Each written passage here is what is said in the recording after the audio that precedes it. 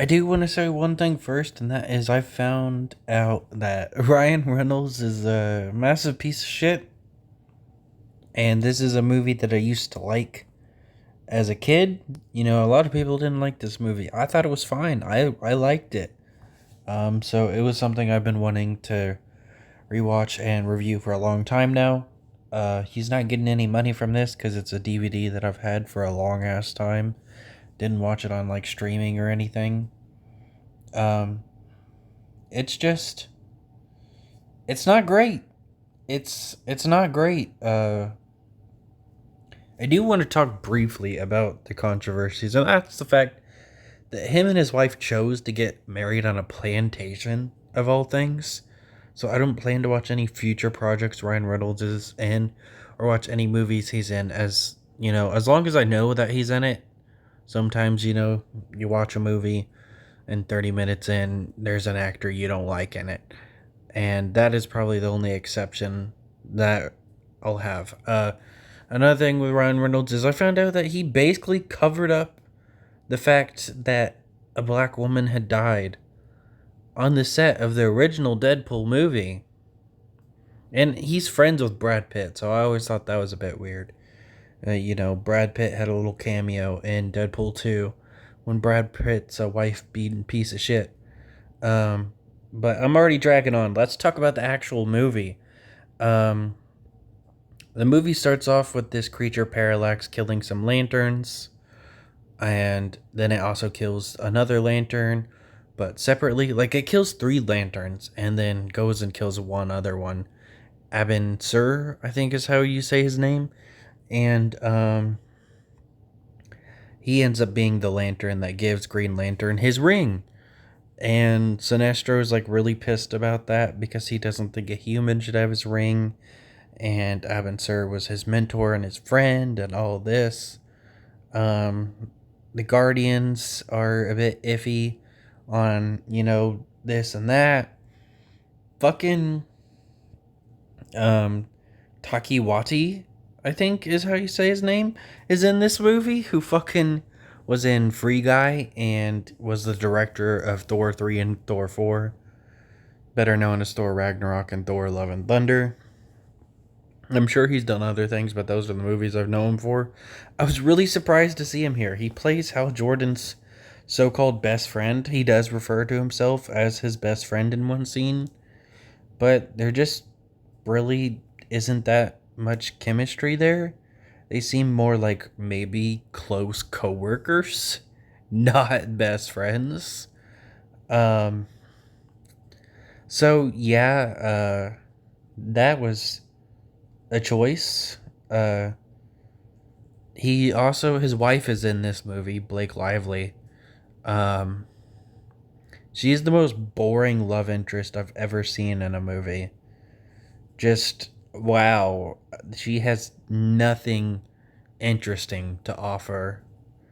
Um, the main villain isn't very interesting either. For some reason, I remember as a kid that I thought he was played by a little person.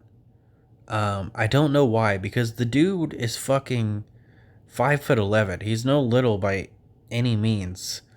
I am 6'5" myself, but I've never thought you know, like 5'11" is short.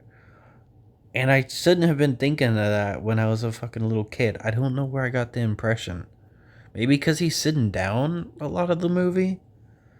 I don't know. The movie just makes him seem short, if that is possible. The actor himself he isn't that short. He's 5'11". Uh, Parallax is fucking like a CGI cloud monster, just like fucking Galactus was in Rise of the Silver Surfer. So I know this is a different project written by different directors, obviously. But why the fuck would you do that? Didn't people realize that making one of your biggest threats a cloud CGI monster isn't gonna work? Oh, though he has a lot more screen time than Galactus. Galactus showed up at like the end of the movie. Like they hype him up and hype him up and hype him up, and then he shows up at the end of the movie and gets defeated rather easily. Um, with Parallax, he shows up in multiple points in the movie. He's in the opening scene. About an hour in, he kills some more lanterns, and Sinestro escapes off screen. Um, we see him a few more times, and then there's the big fight near the end. Hector Hammond's a fucking creep. I remember him being like a douche nozzle, but I didn't remember him being this much of a douche nozzle. Like, he's like this typical incel that really wants Carol, but he can't get her. There's a scene where he fucking sniffs her hair. He tries to kill his own dad. He later does kill his own dad. His dad, like, isn't the nicest person, but it's not enough of a point where you're like, okay, I want him to die. Like, his dad gets him a job, and it's a pretty good job at that. Fucking being able to study an alien. And he ends up getting pissed because it's taking away from other people that are more qualified to do it. But he changes his mind rather quickly when he, like, reads his dad's mind thinking that he's not good enough to do it or whatever. Like, he's like, it's a waste. He's not going to accomplish anything. That's kind of a shitty thing to say. Then why would he even give him the job in the first place if he doesn't think he can handle it? It's a weird move from his dad. And, you know, he tries to kill his dad at a party. It's just very strange. It's also the same scene where he sniffs Carol's hair. He almost kills Carol too, and a bunch of other people, but, you know, Green Lantern saves the day. This movie also makes fun of comic books a few times while being, you know, based off a comic book character. Like, that is always a bad decision, because Carol ends up meeting Green Lantern face to face, and she's like, she fucking's like, you know, she's like, oh, it's like 50% of your face isn't covered. We've had sex. Of course I'm gonna know it's you. So, you know, it's like, you know, just bashing the fact that obviously it's not a great disguise. You know, it's like making fun of Superman's Clark Kent disguise. But that's just the charm of comic books, is that they're not, you know, super realistic. It's just kind of stupid to criticize the material. Simple as that. Amanda Waller is here, played by fucking Angel Bassinet, who, of course, is probably most famously known for being in That Cop Show. And she was in the MCU as one of the Wakandans. I believe she was killed by Namor in the sequel, which I thought the sequel was pretty good. A lot of people didn't like it. I thought it was pretty good. I saw it in theaters. Did not see the first one in theaters though. Yeah, this she looks like Amanda Waller. She does a decent job, but she's just a doctor here. You know, she's not like a super important role. She might have been a more important role in the sequel or in future projects, but this movie didn't do well, so obviously that went nowhere. I believe she did survive. Like, she was thrown, but I don't think she died. Hector ends up killing his own dad by using a bunch of fucking flamethrowers. It's pretty brutal for a PG-13 movie. Like, it's not exactly shown, but it's pretty brutal. He also, like, kills a dude by fucking throwing a needle in his face. And I, like, out loud was like, oh! Because that's a pretty good kill for a PG-13 movie. A lot of the deaths in this movie are just, like, skeletons becoming, like, yellow or whatever from Parallax killing them. Not too bad. I like those kills. Like, you know, this is a DC movie. I didn't expect to be liking kills in this movie. But yeah, not too bad kills for a fucking superhero movie. Green Lantern and Hector Hammond get to a little standoff, and he's like, I'll kill your girlfriend if you don't do this and this, and Green Lantern's like, well, why can't you be like me? Because he had said something like that. Um, Auntie offers him the ring. He takes it. Of course, it backfires on him. I remember even as a kid, I had knew the Green Lantern lore and how you have to be chosen to wear the ring. So obviously this was gonna backfire on him. So I was like, Hector, you're being really stupid. And if this works, that's really stupid. But of course it doesn't. He tries to shoot Ryan because he lied, and it backfires on him. He gets like thrown into something, and that defeats him. Like, I guess it defeats him enough because Parallax shows up and just eats him. It's just really dumb. Like, Hector felt like he was supposed to be more important than that. Like, obviously Parallax was going to be the main villain, but he shouldn't have went out like that. That was stupid. Um so now uh fucking Parallax kills a bunch more people. Green Lantern shows up and ends up saving this one woman and tells her to run. And then Green Lantern fights Parallax, and he remembers that Kilowog had earlier said in the movie that the bigger they are, the faster they burn. You know, which is like obviously a reference to a famous saying, the bigger they are, the harder they fall. I don't know if that is exactly true about the bigger they are, the faster they burn. But they use that, and he goes and throws fucking Parallax into the fucking sun. Um, they also like misuse another quote with the fact that they use the "I'm only human" quote, which "I'm only human" is like, it's meant to be that humans make mistakes, but they use it in this movie as fear. Like, humans say that because humans have fear. Like, no, I'm only human's meant to be like, I'm only human because I make mistakes, but okay, I guess that's how they're going to use it in this movie. Um, I didn't mind the CGI suit. I didn't think it looked the greatest on rewatch, but I don't get why people hate it so much. Like, even obviously Ryan Reynolds would 5 years later be in the Deadpool movie and make fun of this suit, but I didn't think it was too bad. I think the mask kind of looks stupid, but the suit itself doesn't look too bad. He, of course, gets with the girl. The movie ends with Sinestro praising Ryan Reynolds, but then becoming a bad guy in the post-credit scene, which feels kind of forced.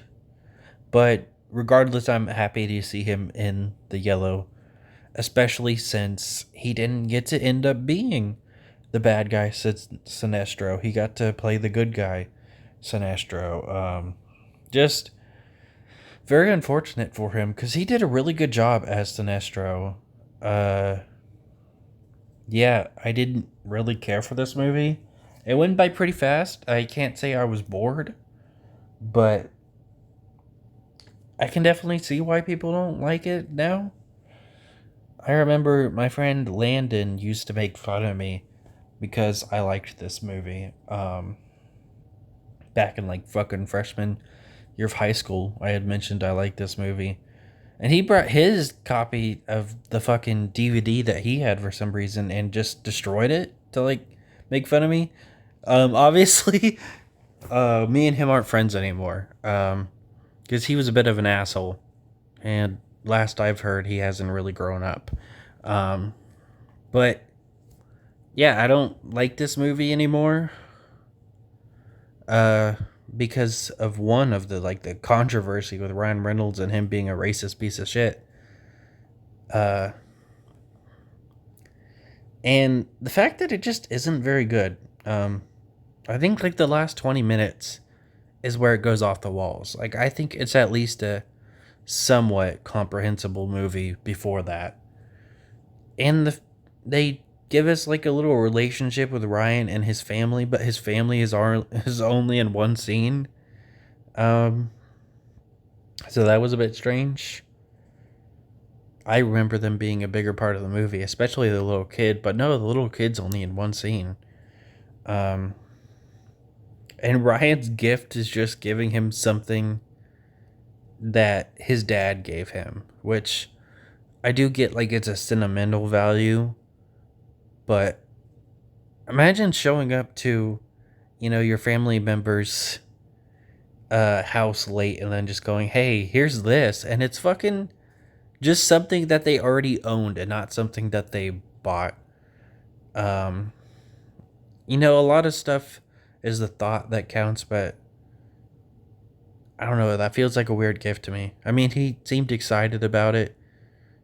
Um, just still strange to me. And Ryan Reynolds didn't really feel like Hal Jordan in this movie at all. He never even owns up to the fact that the reason he crashed the plane was because he had, like, a PTSD flashback of his dad dying.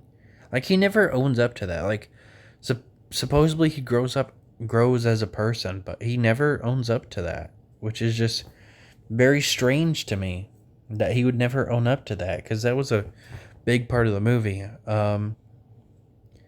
They also have, like, this other side plot line that I want to talk about.